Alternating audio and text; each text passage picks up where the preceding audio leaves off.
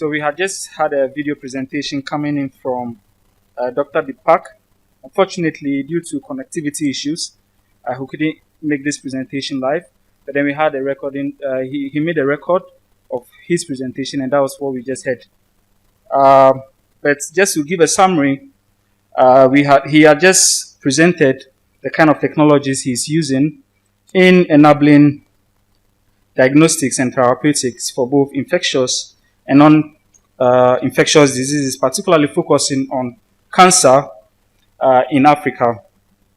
Now we're going to have a presentation coming from Dr. Chinna Devarapu, who is a research fellow at the Munster Technological University.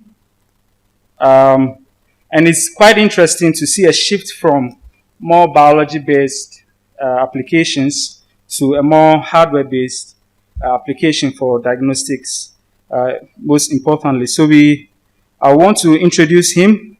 He studied a Master of Science Physics from Banaras Hindu University and an MTech in Applied Optics from Indian Institute of Technology, Delhi. As part of his master's thesis, he built a confocal microscope for direct laser lithography setup at the Technical University in Berlin, Germany. Later, he moved on to pursue a PhD in physics at the University of Exeter in the UK. While there, he pursued and decided to carry out his research to investigate silicon photonics crystals and metamaterials to achieve near-perfect absorption in the infrared regime. Soon after finishing his PhD studies, he joined as a research fellow in the nanophotonics group at the University of St. Andrews, also in the UK. And he's currently working as a research fellow at the CAPPA research group at Munster Technological University. He supervises students and also works on national and international projects and collaborates with international and industrial partners and world-leading universities such as Stanford and Cambridge. His research interests include silicon photonics, silicon crystals, synthetic biology, and biomedical devices. It will be great to hear from him, and I think now we hear from Dr. Chinna. Thank you. Hi everyone, can you hear me? Okay. Good morning, good afternoon everyone. My name is Chinna. Hello? Can you hear me? Yes, we can hear you. Okay. So,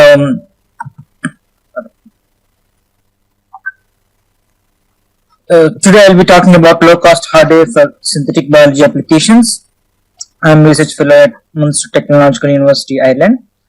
So, the main motivation for today's talk is how low-cost hardware can be beneficial for synthetic biology applications.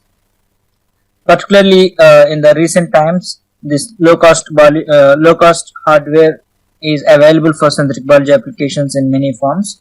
But all these are enabled by the following availability of the tools. For example, computer-aided design tools such as OpenSCAD and all CAD tools replaced many physical tools required for making the hardware. And 3D printers become more and more accessible than before. Maybe even 5 years ago they were very expensive, but now they are very, very accessible. For example, for $200 now we can get a 3D printer, a good quality 3D printer. Then scale of economies forced consumer electronics to be very, very cheaply available. For example, smartphones, fitness trackers, all these are available in sub $100 regime. And there are currently 4.88 billion mobile phones that include smartphones and non-smartphones like feature phones.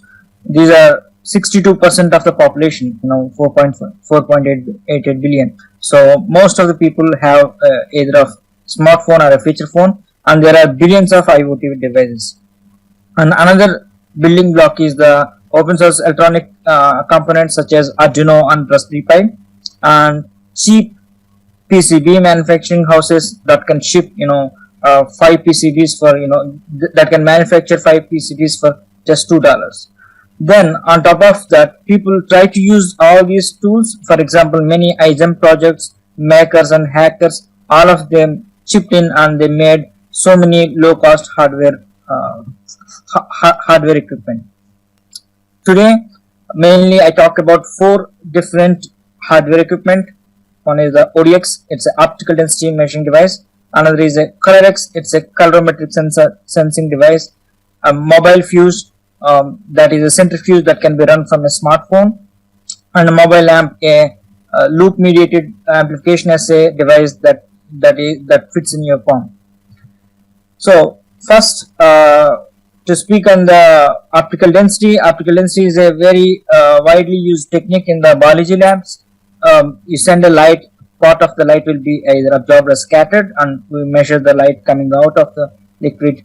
For example, here as you can see, the liquid with more transparent, the test tube with the more transparent liquid has the light penetrating from one end to another end.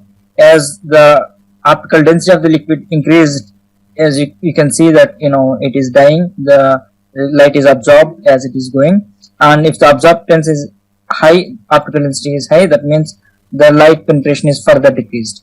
Why this is used? This is used mainly in biology to measure the bacterial growth curves. As you can see here, this is a bacterial growth curve. It is the lag phase, log phase, depth, stationary phase and depth phase. Measuring these kind of phases is very important in biology and synthetic biology applications, because these bacteria are one of the main organisms to realize these synthetic biology applications to produce the products. So measuring them and measuring their growth curves and how they are growing in different conditions, optimizing them are paramount interest for biologists.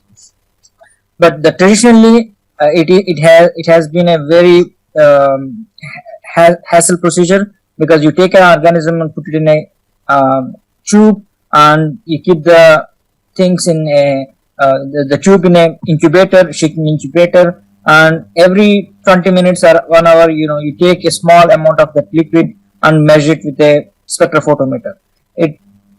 By doing so, we cause the risk of contamination, a small sample loss for every measurement, and waste of so many plastic items like test tubes.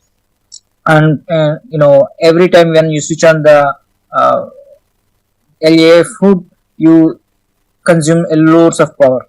So to avoid all these issues, we come up with a clever way. Instead of taking the liquid every 20 minutes or so, we keep the spectrophotometer inside the incubator.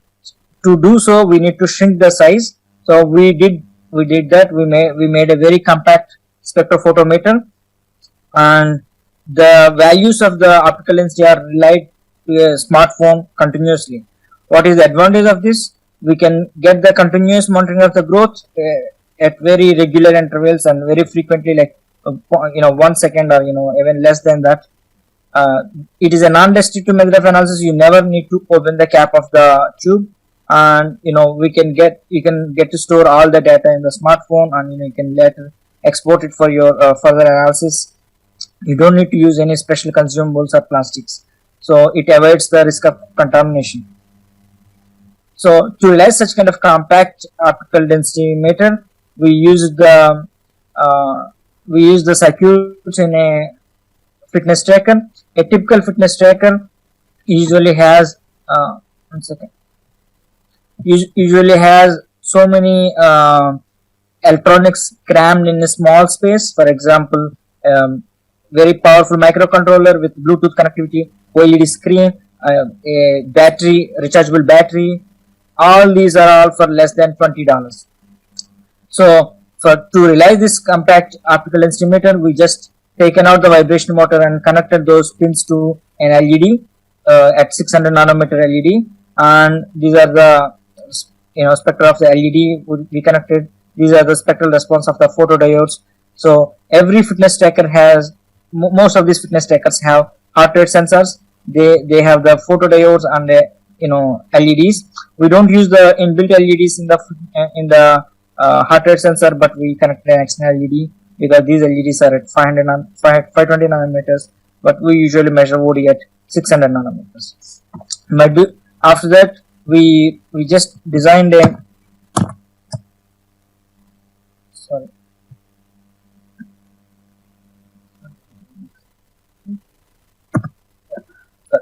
So we 3D printed an enclosure to put the the tube, and this is a €1 coin just for the size comparison.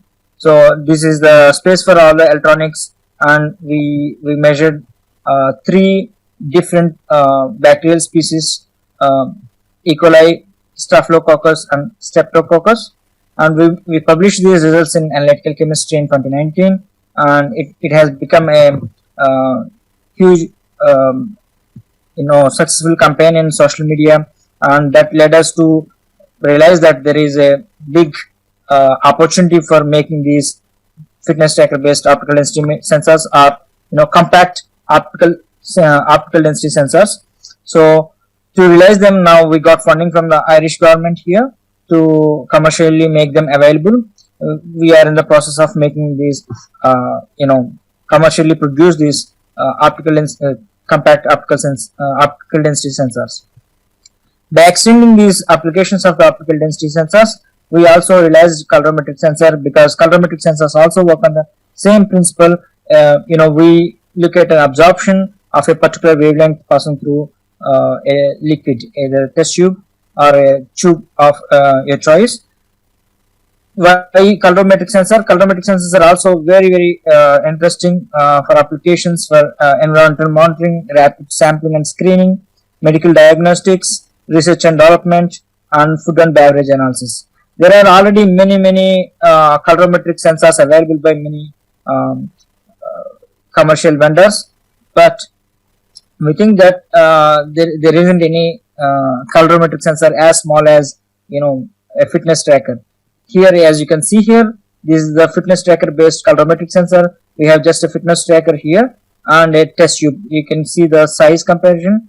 It is so small, and it works on the transreflectance principle. So the light from the LEDs, we use the inbuilt LEDs in the fitness sensor, and they pass through the liquid and reflected from a diffuser, white diffuser, and they come back to the photodiode. So the photodiode sees the light reflect from the diffuser through the liquid.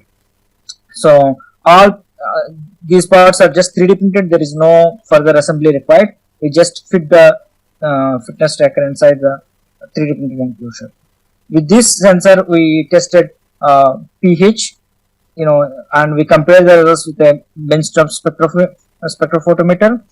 So it is so lucky that the absorption of the this pH dye falls in the emission spectra of the LEDs. So continuing the similar chemicals which have the absorption spectra around the 525, we also tested nitrites, and we also tested the sulfate, which doesn't have the absorption at the 520, but still the sensor worked just by looking at the optical density similar to the previous optical ODX instrument. Going from the calorimetry applications and the optical density instrument applications, I'm going to present now about a centrifuge device. Centrifuge is a crucial device for COVID-19 testing because it is realized that lamp assays which can detect the COVID-19 can be have for less than $1. But one of the caveat is that to have such kind of lamp assays to work with saliva samples, one needs to purify the samples. So such kind of lamp assays have the ability to have test to achieve the community level testing frequently, and it has been tested in many US universities. The lamp assays for COVID-19 detection. These are more comfortable than the nasal swab, for example, because in lamp assays one can use the saliva samples because lamp assays are highly sensitive. So they are more comfortable than the nasal swabs used in the PCR test. But to realize such kind of lamp process based on saliva, two tools are required: a centrifuge and a temperature source to keep the samples at constant temperature. In the following, I'll discuss about both the devices which we made at very low cost to achieve this low cost COVID-19 detection. So it is mainly based on the realization that even low speed centrifuges are enough for the separation of the genetic material from the saliva, based on the Harvard and Stanford researchers' outputs. And but to achieve such kind of low speed centrifuges, there are many centrifuges exist in the literature, but still we went ahead and we realized another centrifuge. I explain why. Because most of the centrifuges, the commercially exist one, have the disadvantages such as cost, electric power supply, requirement of electric power supply. They are available mostly in central locations, centralized facilities, and they require maintenance and repairs. To address these issues, researchers made the centrifuges, but these can be divided into two main categories: electric based or human powered. These electric powered centrifuges are mostly made with the drone motors, hard drive motors. They get really high speeds, but they also require high power, and there are many safety issues around them because of their high speed. To build such kind of centrifuges which I shown before, one needs many skills like soldering, 3D printing, and programming, and it requires a lot of time to procure the items in the models which I showed in the before slide. And it is not easy to scale up these kind of fabrication of centrifuges. So there are human powered centrifuges like CAPPA or Handy Fuse from Manu Prakash lab, and other varieties fidget spinner based hand powered centrifuges, but they all contain the risk of splashing or spilling, and they may induce the repetitive strain injury. So to address this, we made this centrifuge that can be run from a smartphone, just from their USB port. Here we just used a USB fan motor and 3D printed a rotor, and one can make a very simple centrifuge out of it. We published these results in medRxiv. The main features of these mobile fuses are that one can use the off-the-shelf parts, and it is very portable, and it runs from 5 volts USB power, and it's very low cost. The USB fans are just $1. After that, all you need is 3D printed parts. They are easy to fabricate and easy to operate. So this is the blow-up of the mobile fuse, centrifuge. Using this, we successfully separated the silica particles from glass milk solution, a process required for the purification of genetic material from the saliva. By extending these same principles using the off-the-shelf parts and portability, low cost, and easy to operate and easy to fabricate, we made a mobile lamp device, a simple lamp device that can be made for less than $5, based on a small thermostat device and a 3D printed cartridge, 3D printer heat block and 3D printer cartridge. These are very widely available materials, and most importantly, these lamp device doesn't require any PCB, external custom PCB milling of the CNC parts in metal, or soldering or programming or grid power. So this is the mobile lamp device, how it look like. So it is based, as I said, it is based on a very cheap $1.5 thermostat device called W1209. It is a very good microcontroller made by ST Microelectronics, and it comes with a thermistor, this thermistor, and it has a relay that works with both AC and DC, and it can be programmed using just the 3 buttons on the PCB. There are many nice features like history setting and temperature offset, all these nice goodies. By using this, we made this lamp device. As you can see, the 3D printer gadget can nicely host a PCR tube, and by just using, you can see the size comparison here. The entire mobile lamp can be just can be had in a hand. So right now we tested this mobile lamp extensively for its temperature stability at two temperatures, 65 degrees and 55 degrees. We also looked at 36 degrees used for the RPA testing, and these are tested with the synthetic COVID particles at Cambridge based megahertz at Jenny Molay's group, and the results are so good so far. So these are the results from the mobile lamp, and these are from a commercial thermocycler. And as you can see here, these are the contents before the lamp assay, and after 30 minutes we can easily see the difference between the control and the positives from mobile lamp and as well as the commercial thermocycler. In conclusion, I presented about 4 different low-cost hardware devices that can be useful for the synthetic biology applications. For example, this optical density sensor, colorimetric sensor, mobile fuse, and mobile lamp. All these can be used beyond their applications, which I presented here, for many applications of synthetic biology. These are the people who are responsible for the success of these projects. And thank you very much for your attention. These are I am also thankful for all the funding agencies. Okay. Yeah.